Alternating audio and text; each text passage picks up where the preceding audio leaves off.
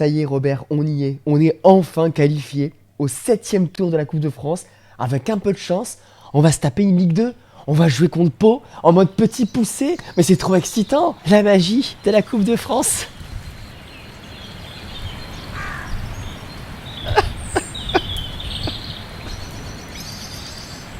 Forza à tous, c'est Snake Hill qui kill le Médoc Océan Atlantique, qui kill les surfeurs, le sable, Soulac, l'Espar, les vignes, les pins, Robin des Bois qui passait derrière le stade.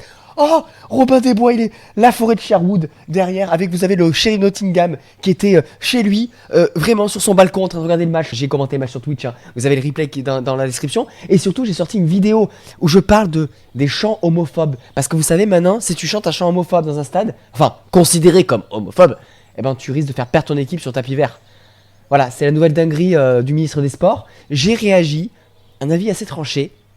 Le lien est dans la description, la vidéo s'affiche ici. Mais là, on va parler quand même de la Coupe de France. On va parler des Girondins de Bordeaux qui l'ont emporté 4-1, du coup, sur le terrain du FC Médoc Atlantique. Le match s'est déroulé à Soulac, comme je vous l'ai dit, dans un stade assez atypique, hein. Là, pour le coup, c'est vraiment le stade, je vous dis, de la forêt de Sherwood. C'est incroyable, vraiment incroyable, dans les pins. Ça sentait les cèpes. Je pense qu'il y a des champignons qui ont dû pousser sur la pelouse. Ils ont dû les enlever avant le match parce que ça sentait le cèpe. Et d'ailleurs, même si c'était à huis clos, eh ben, il n'y avait pas de huis clos. Il n'y avait pas de huis clos puisqu'ils ont fait rentrer 500 supporters, apparemment des licenciés du club. Même si dans les 500 supporters qui étaient dans le stade, t'avais une maman avec son nourrisson, t'avais un mec qui était dans son jardin, il a mis une échelle, il était en train de regarder les matchs. T'avais les supporters ultramarines qui étaient là, bravo à eux, ils ont fait le déplacement, ils ont réussi à voir le match, puisqu'en fait, quand tu te mets autour du stade, même en dehors du stade, tu vois le match, parce qu'il n'y a pas de barrière, etc. Mais je pense que les trois quarts n'avaient pas du tout d'invitation, hein. Je pense que t'en as un, c'était le cousin de la cousine de la grand-mère qui a fait rentrer son filleul. T'avais Tata Michel et Tata Monique en train de parler de leur soirée d'hier à la loterie de Pauillac, parce qu'elles ont gagné un grippin au loto de Pauillac. Non, c'était magnifique. C'était magnifique. Donc le match n'était pas à huis clos. Après, la préfecture avait mis juste un avis. Techniquement, le match aurait pu se jouer avec des supporters, mais Médoc ne voulait pas vendre des places parce qu'il fallait assurer la sécurité. Et officiellement, il ne voulait pas payer la sécurité parce que vous le savez, les problèmes des supporters bordelais, c'est un énorme problème. On ne peut pas le régler. Voilà. Et la FFF ne fait rien pour aider les clubs à pouvoir recevoir. Donc, on va quand même parler du match parce qu'on est là pour ça quand même. Alors, le match, écoutez.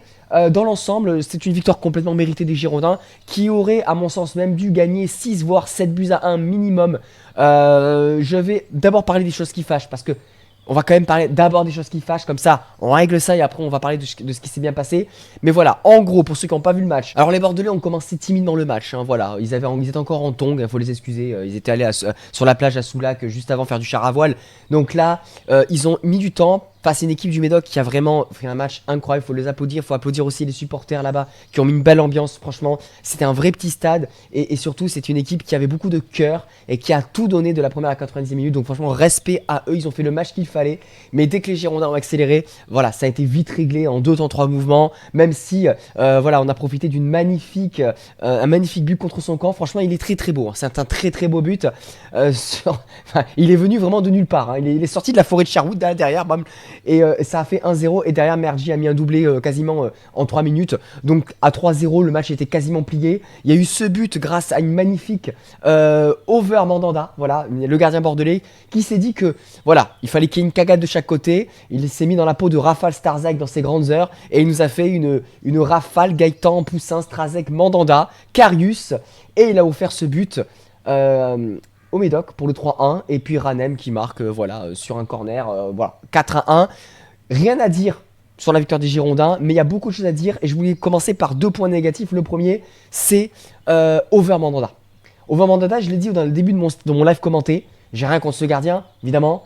Il est passé en plus par les Girondins avant, après il a joué à Libourne, mais bon, on comprend pourquoi il n'a pas percé dans le monde pro, parce que c'est un gardien, je vais pas dire qu'il est éclaté, parce que j'ai pas envie d'être méchant ce soir, mais franchement, c'est un gardien très moyen, très insuffisant, je pense que c'est niveau doublure en N3, voilà, tout simplement. Il a été d'ailleurs avec Libourne une doublure en N3, c'est pas pour rien.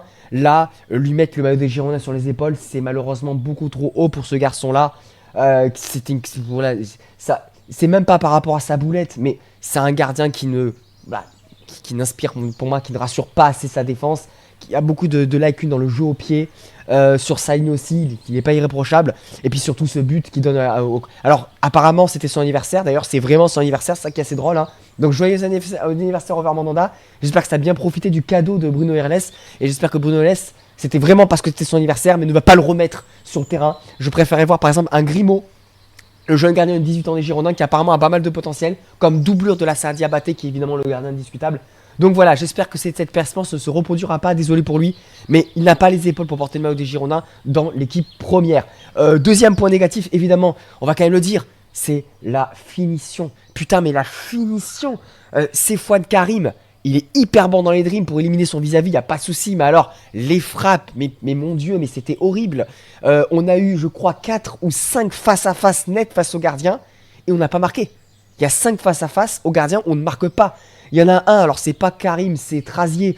Trazier, je vais en parler parce que j'ai bien aimé ce joueur, mais quand il s'est présenté face au but, à 2 mètres des buts, c'est-à-dire que là, il n'est pas à 5 mètres, il est après le point de pénalty, il est devant la cage, il n'y a personne autour de lui, il se retrouve tout seul devant, il tire sur le gardien alors qu'il peut mettre une mine à droite ou à gauche. Bon voilà, c'était presque un gag, c'était plus difficile de ne pas marquer que de marquer. Enfin bref, travailler la finition offensive, je sais que c'est une équipe qui était remaniée parce qu'il faut le dire, j'aurais dû commencer par ça. L'équipe de Bordeaux était une équipe remaniée aux 3/4 par rapport à l'équipe titulaire en N2. Même s'il y a des joueurs qui sont rentrés comme Trichard, comme Bassa, etc. Ils sont rentrés. Mais voilà, c'est une équipe remaniée qui a permis un petit peu aux remplaçants de se montrer, de prendre de la confiance. J'espère que ce sera le cas. Et maintenant, on va parler des choses qu'on a aimées. Évidemment, Mergi. Alors j'ai envie de dire, heureusement, il fallait bien qu'il se montre à un moment donné. Il avait marqué dans le tour précédent. Mais encore une fois, voilà, je mets toujours une réserve parce que en N2, Mergi, c'est Casimir, tu vois. Et contre des régionales, c'est Karim Benzema. Mais voilà, d'ailleurs, là, à un moment donné, il fait une frappe demi-volée, reprise de volée à la Trezeguet sur la transversale. Franchement, incroyable. Mais moi, j'ai toujours une retenue parce que je me dis, j'attends de voir ces performances-là en N2. Et pas contre des R3 ou des R2. Voilà, Yanis. Maintenant, c'est bien. On va pas non plus lui cracher dessus ce soir. Là, il a répondu présent. J'espère qu'il va prendre de la confiance grâce à son doublé. Qui aurait quasi, il est même passé pas loin du triplé à un moment donné. Mais j'espère qu'il va acquérir de la confiance, comme je l'ai dit, pour qu'en N2, ça puisse coller. Parce qu'en N2, pour l'instant, ça ne colle pas. En tout cas, parmi les nouveaux joueurs, il y en a qui m'ont plu. Le petit Moutiaba sur son côté droit, voilà. Alors, c'est encore un petit peu fragile physiquement, mais c'est vrai que ça bouge pas mal, c'est assez habile. Mais encore une fois, difficile de juger contre une adversité aussi faible, sans manquer de respect évidemment au FC Médoc Atlantique. Mais voilà, j'ai bien aimé, c'est Fouad Karim toujours dans les dribbles, il est précieux, mais voilà, il lui manque un gros problème dans la finition. Et Trazier, c'est un petit peu la belle trouvaille. Il a été en première division turque la saison dernière, là il a signé au Girondin, contrat fédéral, il a été officialisé cette semaine. Et là, je trouve que c'est un joueur qui a un gros volume de jeu, il était très présent dans l'entrejeu, également très présent dans l'orientation du jeu, pour faire le lien défense-attaque. Maintenant, évidemment, j'attends de voir ce que ça va donner contre une Nationale 2, mais on va dire que c'est plutôt encourageant. Le prochain tour de la Coupe de France, ce sera le 7ème tour, c'est là où rentrent les Ligue 2. Alors, normalement, à moins que le championnat et que les règlements aient changé, on va encore jouer contre la Nouvelle-Aquitaine. Je ferai évidemment le tirage au sort en direct, il sera diffusé, mais moi je le commenterai en direct sur Twitch la semaine prochaine, donc allez me suivre également sur Twitch.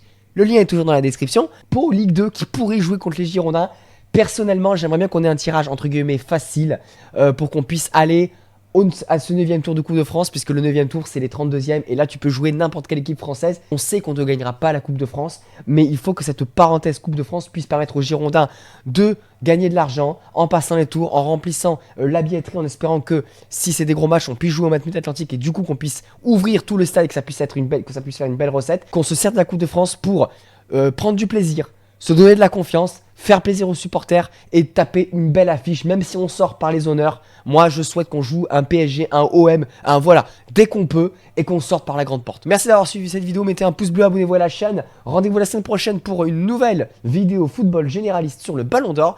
Et surtout, la semaine prochaine, je serai normalement à Blois pour vous faire encore un magnifique vlog. On est où? On est là à manger des chocolatines et allez Bordeaux!